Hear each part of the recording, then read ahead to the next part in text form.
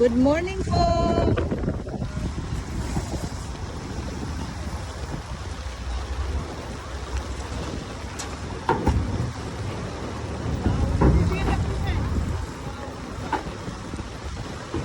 So MMDA po ito, tapos bali dalawang truck yung nandito ngayon. At yung eto nandito, tapos yung nandoon sa kabila sa may unahan.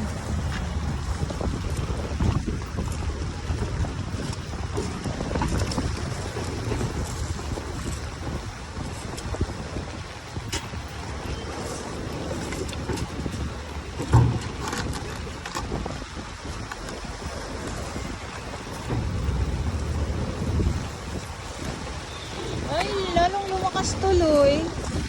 Ayan na oh, nagsisipagbalikan na yung ating mga warriors, pero biglang lumakas naman ang ang ulan.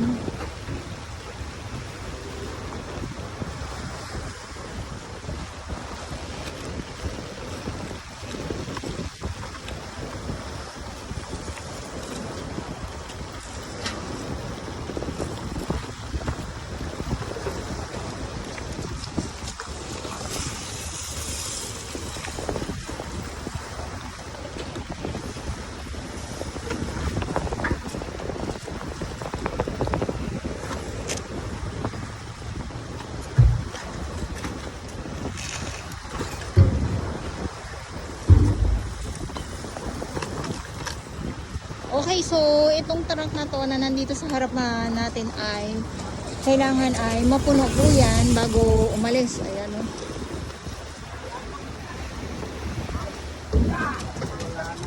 Diyan tayo galing sa may sa may Mandamos office na nagpahinga ng panandalian at dito lang tayo gawa ng yung lakas nga po ng ulan.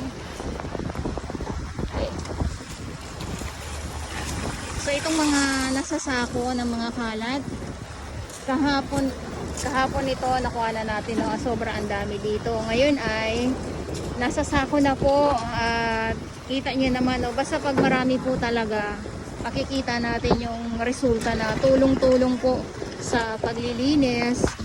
At ang kalangitan ay madilim pa din po at malakas ang alon at malakas ang hangin. Ayan ang alon, namumuti po ang alon. Hindi katulad kahapon na ganitong oras ay hindi siya hindi ganito. Tahimik kahapon ang dagat.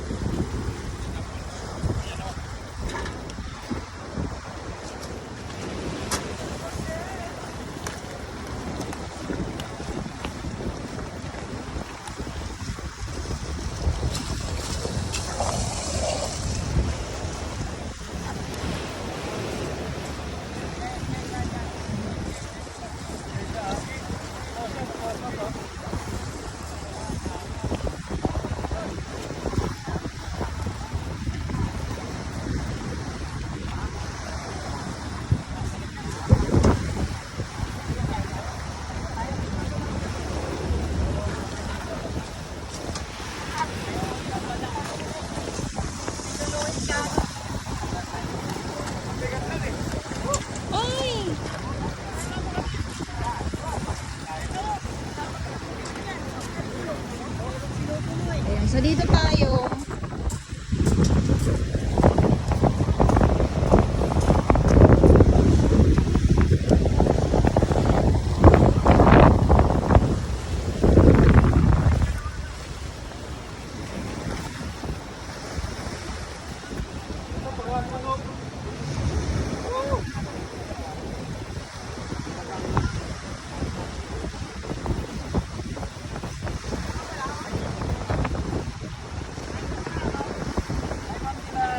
Good morning po.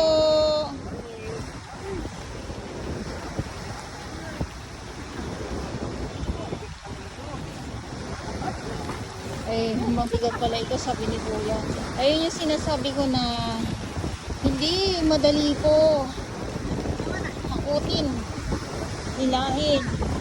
Itong good morning po, itong mga nasasako ng mga kalat dahil lalo na kung mga water lily po yung mga nandito.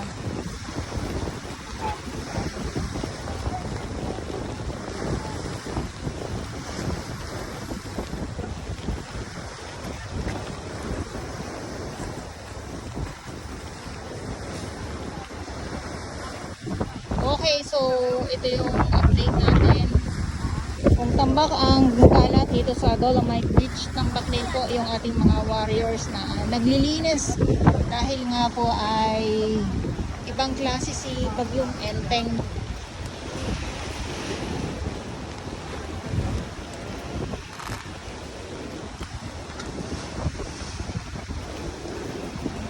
At ngayon ay September 4, 2024. Good morning Pilipinas.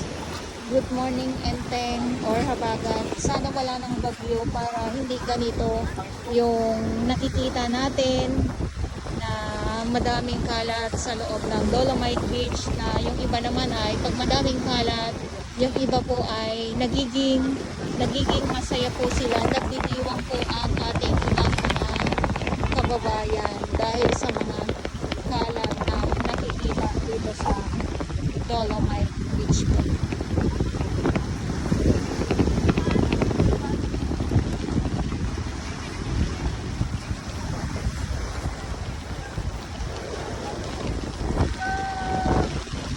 Okay, lumalakas. So, kanina medyo uminit-init ng panandalian. Ngayon ay tuloy-tuloy ang ulan, basa. Yung mga nakakapote, mahirap po pag nakakapote kasi ano yun eh, mahirap po yung mahirap po ang kanilang pagkilos pag ganyan.